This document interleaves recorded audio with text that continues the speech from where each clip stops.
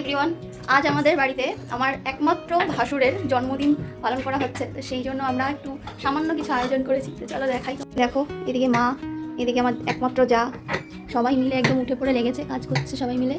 আর এদিকে মা সাজাচ্ছে সব কিছু। এই যে প্লেট সাজানো হয়ে গেছে, এখানে পায়েস, চাটনি, চিকেন, মাছের মাথা দিয়ে ডাল, সব কিছু একদম রেডি। এখন দাদাভাইকে ডেকে এগুলোকে দেওয়া হবে।